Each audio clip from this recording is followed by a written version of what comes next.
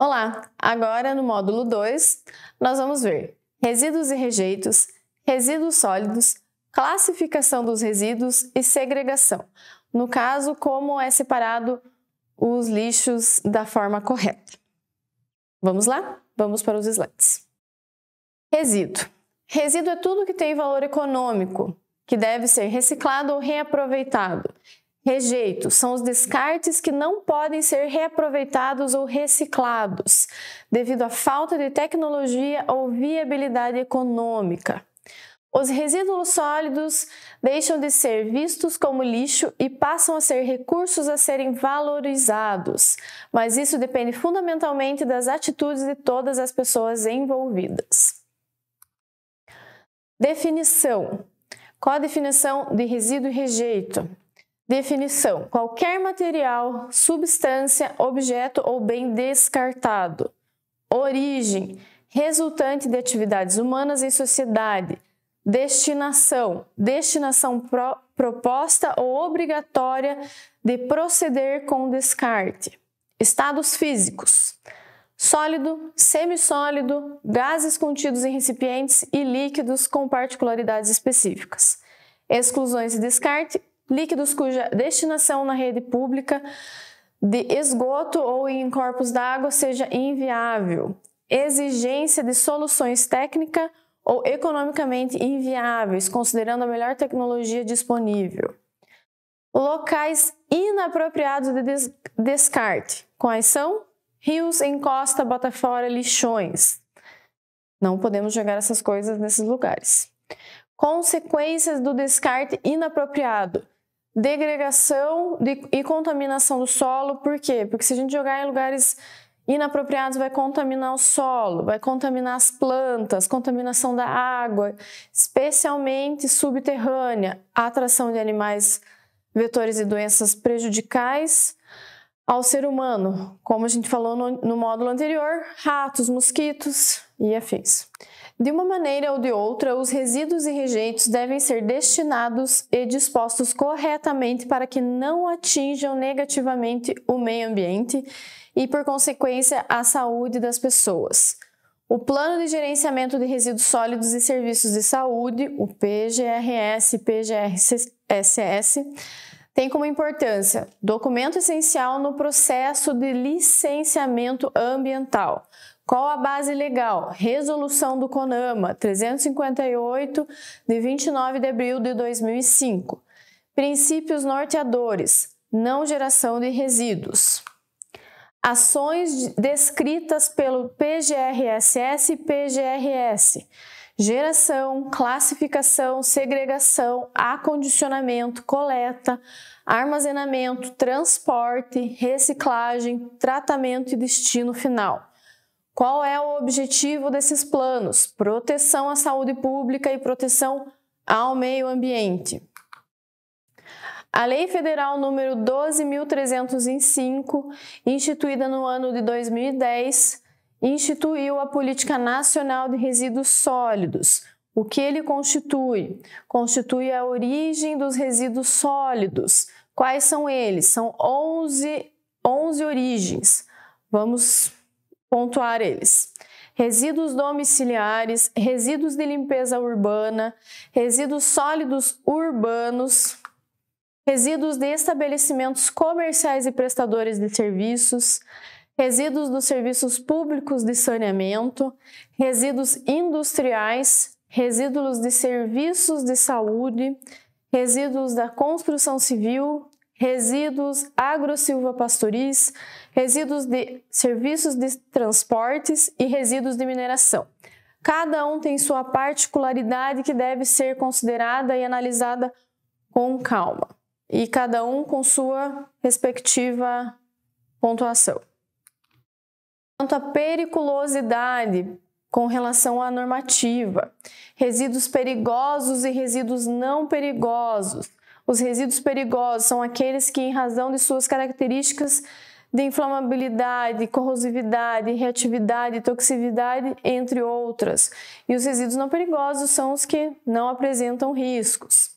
Segundo a norma técnica brasileira NBR 10.004 de 2004 da ABNT, resíduos sólidos são definidos como resíduos em estado sólido e semissólido, são produtos da ação da indústria, de atividades domésticas, do comércio, de serviços agrícolas e também de serviços hospitalares. Os resíduos sólidos são classificados em dois grupos, classe 1 e classe 2. Classe 1, perigosos, são os que apresentam periculosidade, inflamabilidade, corrosividade e assim por diante. Classe 2, não perigosos. Temos mais duas classificações, não inertes e inertes. Os não inertes podem ter propriedades tais como biodegradabilidade, combustibilidade ou solubilidade em água. E os inertes, quaisquer resíduos que não tiverem nenhum de seus constituintes solubilizados a concentrações superiores aos padrões de potabilidade de água. Agora, quanto à periculosidade dos materiais. Nós seguimos a norma 10.004 de 2004. Nós temos duas questões, que é resíduos perigosos e resíduos não perigosos. Resíduos perigosos, aqueles que, em razão de suas características de inflamabilidade, corrosividade, reatividade, toxicidade, entre outros, apresentam significativo risco à saúde pública ou à qualidade ambiental. Já os resíduos não perigosos são aqueles que não se enquadram no ponto anterior. Segundo a normativa, os resíduos sólidos são definidos como resíduos em estado sólido e semissólidos, produtos da ação da indústria, de atividades domésticas, do comércio, de serviços agrícolas e também de serviços hospitalares. Os resíduos sólidos são classificados em dois grupos, classe 1 e classe 2, perigosos e não perigosos. Os perigosos são os que apresentam periculosidade, inflamabilidade, corrosividade, reatividade, toxicidade e patogenicidade. Os não perigosos têm duas questões, são os não inertes e os inertes. Primeiro eu vou falar sobre os não inertes. Os não inertes podem ter propriedades tais como biodegradabilidade, combustibilidade ou solubilidade em água. São resíduos que não se apresentam como inflamáveis, corrosivos, tóxicos e assim por diante, conhecidos como os resíduos orgânicos. Os exemplos que a gente pode dar nessa questão dos não inertes, na classificação 2 de não perigosos, são os restos de alimentos, restos de madeira, fibra de vidro, lodo, gesso e por diante. Agora a classe 2 dos inertes. Após teste de solubilidade, são resíduos que não apresentam nenhum de seus constituintes solubilizados em concentrações superiores aos padrões de potabilidade de água, excetuando-se aspecto, cor, turbidez, dureza e sabor. Não se enquadram na classe 1, que não se enquadram na classe 1, nem na classe 2. Não são solúveis, não são inflamáveis, nem sofrem qualquer tipo de reação física ou química. Exemplo desses materiais: sucata de ferro, sucata de aço, latas de alumínio, pedras, vidros e entulhos. A separação é parte essencial para fazer coleta seletiva, principalmente a separação de materiais recicláveis dos rejeitos. No slide a gente pode ver qual a importância dessa separação dos materiais. Nesse caso, a gente não tem tanta extração de materiais. Por exemplo, 100 toneladas de plástico reciclado evitam a extração de 1 tonelada de petróleo. 1 tonelada de papel reciclado evita o corte de 15 a 20 árvores. Economiza 50% de energia elétrica e 10.000 metros cúbicos de água, entre outras, né? Mas vale a pena ressaltar a grande importância da separação. Os materiais reciclados podem ser segregados de forma específica. Nós temos cores para a segregação desses materiais, conforme o slide. O plástico é vermelho, o orgânico é marrom, o lixo comum é cinza ou pode ser até preto, mas tem que estar com a nomenclatura escrito lixo comum. metal é amarelo, material radioativo, resíduo tóxico, vidro, papel, madeira, todos têm suas especificações. Em alguns casos, a gente também vai ter os lixos conforme eu vou mostrar agora. Os lixos também podem ser classificados conforme estão aqui. Você percebe que no orgânico ele já está escrito que é orgânico e no recicláveis também ele está escrito que é o reciclável. Então, conforme vocês podem ver, nesses dois lixos a gente não tem as mesmas cores que a gente tem no slide, mas eles têm já a simbologia. Um é orgânico e o outro é reciclável. Então, ele serve igual, só para separar, tá? Então, tá certo igual. Agora, conforme foi mostrado nos lixos anteriores, a gente pode ver que também tem as simbologias de cada material. O alumínio reciclável, ele tem ali um ciclo em volta do AL, aço reciclável, longa vida reciclável, vidro reciclável, descarte seletivo, lixo comum. Lembrando que também uma coisa muito importante é que não adianta a gente reciclar e não ter uma empresa que tenha interesse em reciclar. Então, isso também a gente vai ver nos próximos slides a importância dessa necessidade da finalização do produto. A reciclagem influi diretamente na economia de matérias-primas, ou seja, quanto mais a gente economizar nas matérias-primas, menos a gente vai ter a extração delas. Então, se a gente puder reciclar, é sempre o melhor processo. O que proporciona a reciclagem? Economia de energia, redução da quantidade de resíduos destinados a aterros e incineradores, lembrando que os aterros já estão sobrecarregados, fomenta a cidadania através de oportunidades de empregos, ou seja, para pessoas que precisam do emprego, conseguem fazer material reciclado para vender, então é uma ótima oportunidade de emprego. Diminuir a quantidade de resíduos gerados envolve a mudança de hábitos que há muito tempo estão enraizados em nossa sociedade. Então eu acho que se a gente conseguir sempre reduzir o material, é sempre uma boa opção.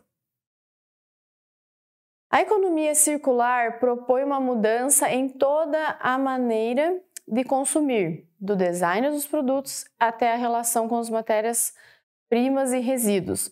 Como que a gente vê? A gente vê no nossa economia circular como que ela funciona. Então, ela vem da matéria-prima, vai para o design, produtos remanufaturados, a distribuição, o consumo, a coleta e depois a reciclagem. E se não for reciclado, ele vai virar um resíduo. A economia circular visa redefinir a produção e o consumo, com um desacoplamento gradual da atividade econômica, baseada no consumo de recursos finitos e na eliminação dos resíduos do sistema, para benefício de toda a sociedade. Tentando mudar a visão da economia global construída sobre o conceito de economia linear, que é extrair, produzir, distribuir, consumir e eliminar. Pensando nas mudanças necessárias para o meio ambiente, a gente sempre vai ter os 3 R's, que é reduzir, reutilizar e reciclar. Mas, em alguns casos, a gente pode chegar até 9 R's, né? Que é repensar, recusar, reduzir, reparar, reutilizar, reciclar, reintegrar, responsabilizar-se e repassar. Ele aumenta bastante, mas normalmente a gente tem essa opção também. Os 9 R's, eu vou falar um a um para entender quais são esses passos. O repensar é repensar se aquele material é realmente necessário para ser utilizado. O recusar é recusar, por exemplo, você vê se tem a necessidade de eu pegar esse material. Exemplo, recusar uma sacola plástica quando você vai comprar alguma coisa. Pode recusar e falar, não quero, eu vou colocar direto na minha bolsa, eu tenho uma sacola já daquelas recicláveis já, né? Reduzir. Esse é o princípio de consumo racional. O que seria? Reduzir o desperdício de uso de materiais de limpeza, água, energia elétrica. É reduzir as questões mais da utilização do consumo, né? Reparar vamos pensar sempre em, ao invés de descartar os itens, os produtos, o que a gente tem, Ao invés de já descartar fora, vamos ver se tem como consertar isso, né? Ou reparar, para que a gente possa dar uma vida mais longa a esse material e a esse produto, né? A reutilização é a reutilização dos materiais, por exemplo, materiais ou itens. Vou dar um exemplo como minha mãe faz. Ela pega a máquina de lavar, a água que solta da máquina, ela deixa no tanque e desse tanque a água ela joga na calçada, então ela utiliza para lavar a calçada. Ou também quando ela faz sabão em casa, ela pega óleo, de gordura de casa, óleo, e faz o sabão, né, para a gente poder utilizar em casa também. Também é mais uma reutilização. Reciclar envolve a transformação dos materiais para a produção de matéria-prima para outros produtos, ou seja, você não vai pegar um produto novo, você vai pegar aquele produto que você já tem e vai reciclar aquele material. Então, é uma forma também de diminuir, além de custo, você também diminui a extração da matéria-prima. A parte de reintegrar, a gente pode dizer que é uma ação relacionada a alimentos e outros produtos orgânicos que podem retornar à natureza. Como um exemplo, a gente tem a compostagem, né, dos resíduos orgânicos para a produção de adubo. Um exemplo também tem, em fazendas a gente tem a utilização dos dejeitos dos animais, é colocado para fazer adubo. Então, ele é muito utilizado nas fazendas também. Responsabilizar-se pelos próprios atos, pelos impactos negativos e positivos no meio ambiente, pelo próprio e pela sua cidade. Ou seja, pensar muito bem no que está fazendo para não estar fazendo alguma coisa que não seja boa para você nem para o meio ambiente. Repassar está relacionado à comunicação e ao repasse de informações que auxiliam na prática do consumo consciente, como, por exemplo, conversar com amigos, conversa com as pessoas, ver qual é a melhor forma, falar, eu tenho material, queria ver se posso reutilizar, você sabe como que eu posso fazer, sabe como que eu posso? Isso é uma maneira interessante, porque às vezes as pessoas também têm alguns outros conhecimentos que podem agregar. Além do sistema de cores, recomenda-se a identificação dos coletores com a simbologia referente. Um exemplo foi as lixeiras que eu já demonstrei anteriormente. Os resíduos recicláveis podem ser misturados entre si, dependendo da especificidade de coleta e destinação, e também de acordo com a quantidade de resíduos gerados por tipo. Exemplo de acondicionamento do lixo tem a imagem. Por exemplo, o reciclável está ali só com a imagem, com a simbologia dele, o orgânico com outra cor, que é o vermelho, os rejeitos com cinza e os óleos usados num galão. Primeiramente, devemos determinar qual que será a destinação final para os resíduos. Primeiro, a gente tem que analisar, de acordo com a realidade do município, a viabilidade do atendimento da região pelas coletas públicas municipais e também, por exemplo, cooperativas de catadores. Às vezes tem um monte de lata, resíduos de alumínio, que você tem uma cooperativa de catadores que podem ir e retirar esse material também, ao invés de termos que transportar até o destino realmente final. Se os resíduos recicláveis forem doados a uma cooperativa, como exemplo acima, eles podem estar juntos ao invés de separados pelas cores, como a gente falou ao longo desse módulo, pois eles fazem lá mesmo uma triagem mais fina de acordo com os critérios de comercialização. Se os resíduos orgânicos forem aproveitados para uma compostagem, eles devem estar totalmente separados dos rejeitos, já que os rejeitos, quando eles vão para a compostagem, eles podem acabar inutilizando esse adubo por conta de trazer toxicidade a ele e impactar até na própria utilização. Caso contrário, se não houver a possibilidade de compostagem, então eles são colocados juntos dos rejeitos e enviados até o aterro sanitário. Nós temos as seguintes maneiras de separar os resíduos em residências e outras atividades: secos, úmidos, perigosos e rejeitos. Os secos podem ser os plásticos, vidro, metal, papel, que podem ser reciclados. Os úmidos, restos orgânicos, que podem ser compostados. Os perigosos, pilhas, baterias, aparelhos eletrônicos, entre outros que devem cumprir a logística reversa. Esses de pilhas, baterias, normalmente nós temos caixas de reciclagem em farmácia, às vezes tem em mercado, tem que procurar a destinação correta. Rejeitos, papel higiênico, fraldas, couro, entre outros que devem ser destinados a aterros sanitários, mas feitos da forma correta. Na reciclagem dos orgânicos, eles podem ser feitos por meio de compostagem, como havíamos falado, e também por biodigestão anaeróbia, que é um processo mais específico. Tanto um quanto o outro têm a necessidade de unidades de larga escala para destinar os resíduos de coleta, dessa coleta seletiva. Para que o sistema funcione, há necessidade de estrutura e logística fornecida pelos municípios, a sensibilização da população e empresários e o comprometimento com a segregação de resíduos.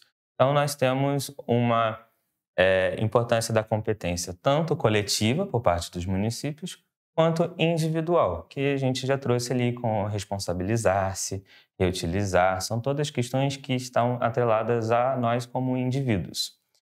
E assim, garantindo a qualidade do composto, que por meio da economia circular, retorna à cadeia produtiva ao ser utilizada na produção local e agroecológica de alimentos. Além das vantagens ambientais, produzir de forma limpa e optar pela utilização de matéria-prima reciclada ou reciclar para terceiros é um fator muito influente na economia de custos. Por exemplo, temos a reciclagem de alumínio. A economia de 95% de energia usada para fazer o produto a partir da bauxita, que é a matéria-prima básica para o alumínio. Para cada tonelada reciclada, é evitada a extração de 5 toneladas desse minério. E o Brasil está entre os países que mais reciclam alumínio, plástico, papel e vidro. A reciclagem vira opção de emprego e renda para milhares de pessoas que sobrevivem do recolhimento de embalagens descartáveis, como os catadores de latinhas, papelão e embalagens plásticas.